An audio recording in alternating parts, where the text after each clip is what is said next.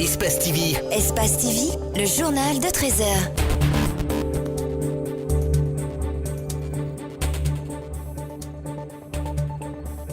Bonjour à tous. Au sommaire, les opérations de déguerpissement et de démolition des bâtiments se poursuivent à Kapororaï. Le ministre de l'Éducation invite les élèves victimes de ce déguerpissement à rejoindre immédiatement les écoles publiques les plus proches. Il déclare que toutes les dispositions sont prises pour leur retour en classe.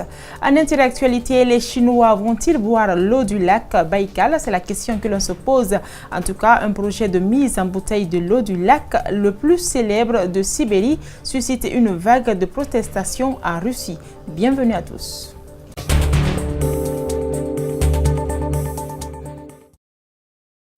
Bienvenue à tous. Le déguerpissement des habitants de Kapororaï et de Kipé-2 continue encore de susciter des réactions au sein de la population.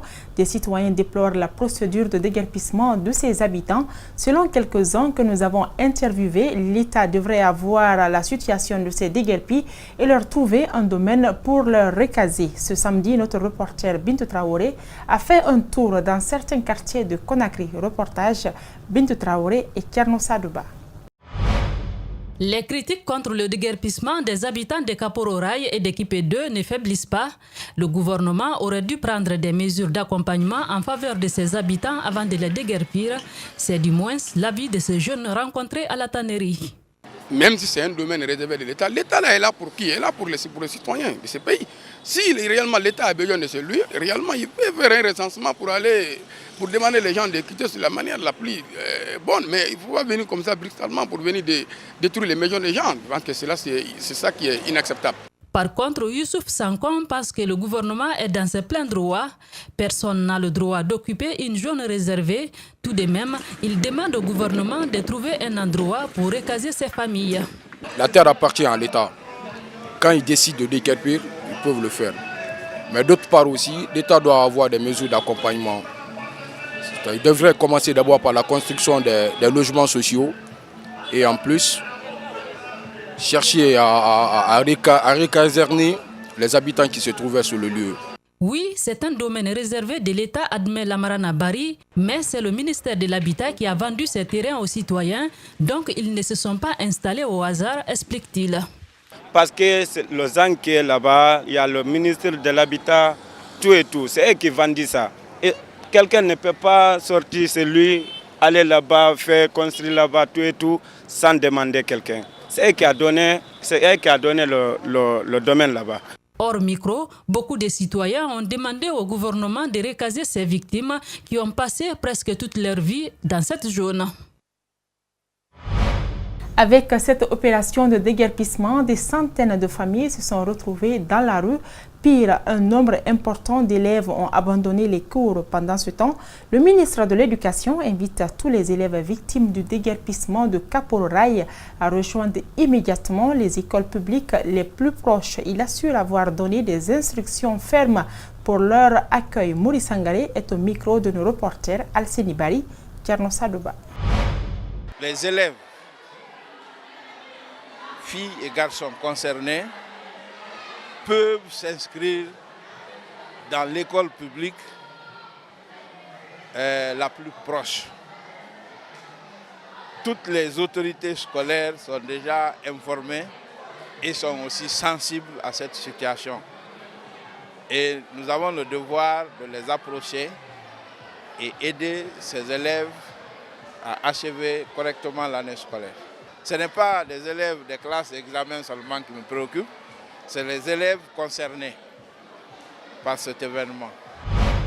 Chaque 15 mars, l'humanité célèbre la Journée internationale des droits des consommateurs, une manière de montrer aux consommateurs qu'ils ont des droits qui doivent être respectés.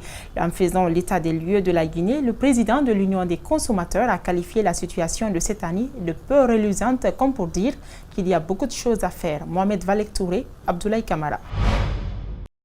La Journée internationale des droits des consommateurs a été célébrée ce vendredi 15 mars. Une journée qui intervient à un moment où les marchés sont inondés de produits impropres à la consommation.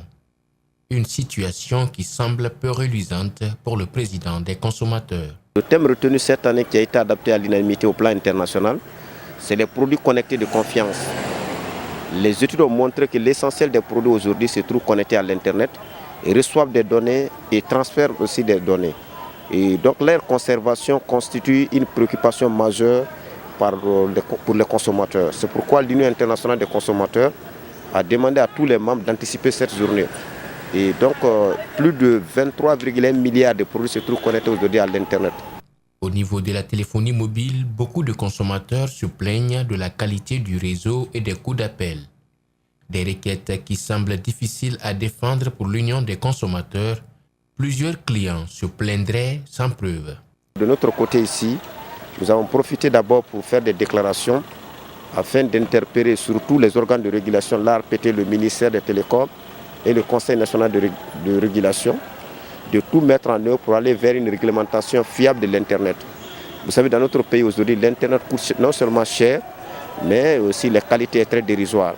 Et c'est pourquoi nous demandons aux organes de régulation d'abord d'aller vers l'application de la loi portant protection des données et la loi sur la cybercriminalité.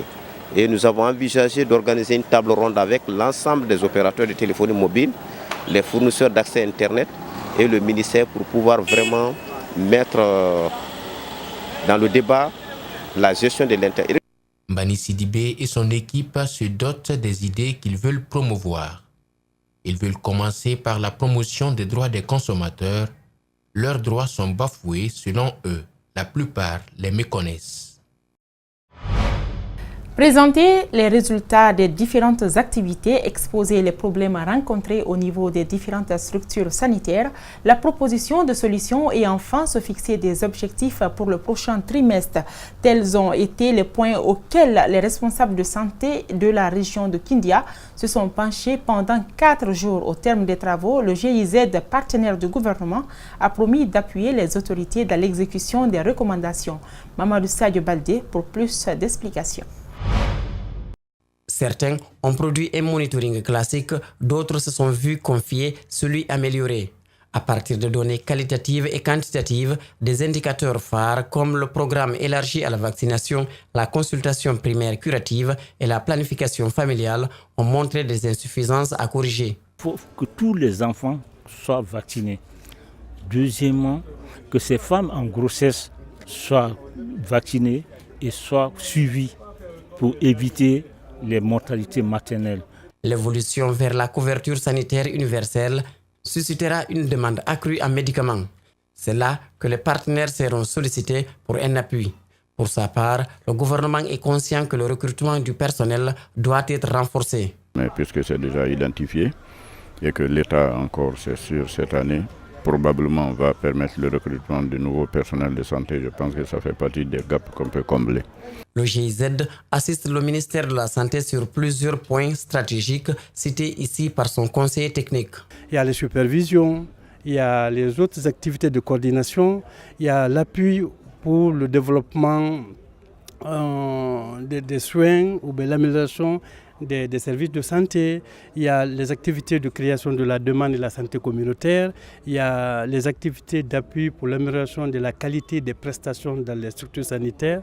Des préfectures comme Tilimélé, où la desserte en électricité est quasi inexistante, des solutions palliatives sont nécessaires.